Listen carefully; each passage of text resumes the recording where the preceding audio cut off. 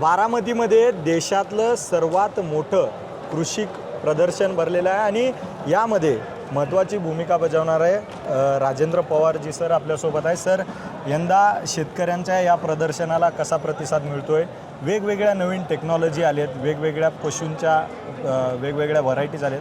काय शेतकऱ्यांचे एकूण प्रतिसाद? गेल्या वर्षी 4 दिवसाचं प्रदर्शन होतं, परंतु असं लक्षात आलं की रविवारी जवळजवळ 70,000च्या दरम्यान शेतकरी आले आणि त्यांना ते नीटनेटकं पाहता येत नाही.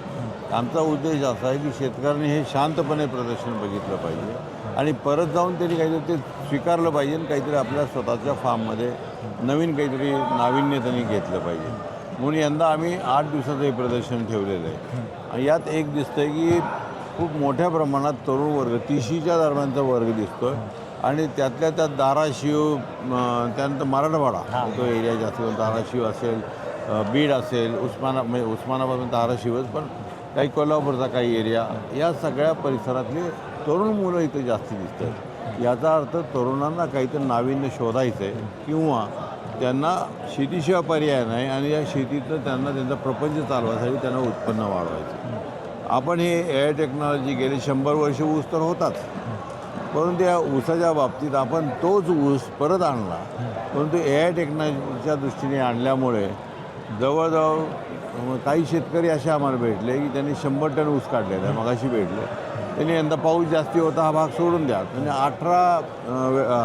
18 तास फक्त पाणी दिलेलं आहे. इतकं कमी पाणी त्याला लागलेलं आहे, जवळजवळ 30% कमी त्यांना फर्टिलायझर लागले. अशा वेळी जर फर्टिलायझर कमी लागलं तर देशाचं सुद्धा आपल्याला उत्पन्न वाचवता येतं, स्वतःचं खर्च वाचवता येतं आणि 100 टनाच्या पुढं हे उत्पन्न झालेलं आहे. आणि एक लक्षात ठेवा की हळूहळू 10-1 वर्षात AI टेक्नॉलॉजी अख्खा प्रत्येक क्षेत्र व्यापणार आहे. म्हणजे ड्रायव्हरशिवाय गाड्या चालतील, शिक्षकाशिवाय शाळा असतील, डॉक्टरशिवाय डिस्पेन्सरी असतील, अशा अनेक गोष्टी जेव्हा सुरुवात होईल तेव्हा मात्र शेतीत जरी उत्पन्न खूप मोठ्या प्रमाणात झालं तरी मोठ्या प्रमाणात ह्या 150 कोटी जनतेचा हा देश हा कदाचित बेकारीसुद्धा इथं खूप मोठ्या प्रमाणात वाढेल.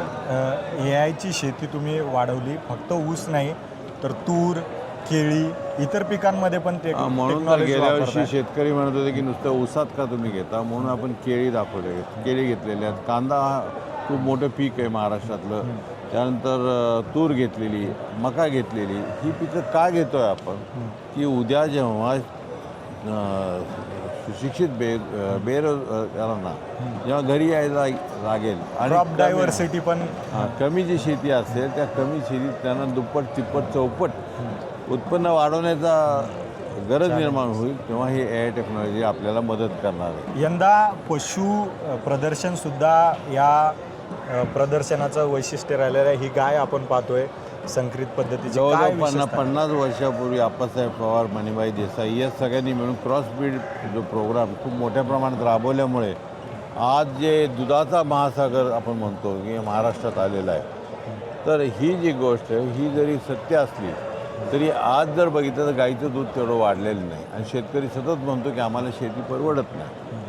तर अशा वेळी या गायी आता परत आपण सुरुवात अशी केलेली की पंजाबमध्ये 50 लिटर दूध देणाऱ्या गायी आहेत, परंतु आपल्या इथल्या गायी अजूनही 15-20 लिटरच्या आतच आहेत. त्यामुळे खर्च हा वाढतो आणि उत्पन्न कमी पडतं आणि मग शेतकरी नाराज होतो. तर यासाठी आता ह्या आम्ही centre of excellence for dairy हे सुरू केलेलं आहे आणि ह्या पहिल्या कालावधी आम्ही ह्या सर्व विक्रीला शेतकऱ्यांना देण्यासाठी ठेवलेलं आहे. ह्या निदान कमीत कमी 35-40 लिटर दूध दिल्याशिवाय राहणार नाही आणि ही क्रांती परत आपल्याला शेतकऱ्यांसाठी आणायची. साधारण आत्तापर्यंत किती शेतकऱ्यांनी या कृषी प्रदर्शनाला भेट दिलेली आहे आणि आपला अंदाजा काय पुढच्या 24-25 तारखेपर्यंत किती शेतकरी? साधारण हा 3रा-4था दिवस सुरू झालेला आहे. पहिल्या वेळी साधारण 15-1 हजार लोक आले, नंतर 65,000 लोक आले. काल परवाची जवळजवळ 28,000च्या दरम्यान आला आणि आजचा आकडा कदाचित 25-30 हजाराच्या दरम्यान हा आकडा असेल.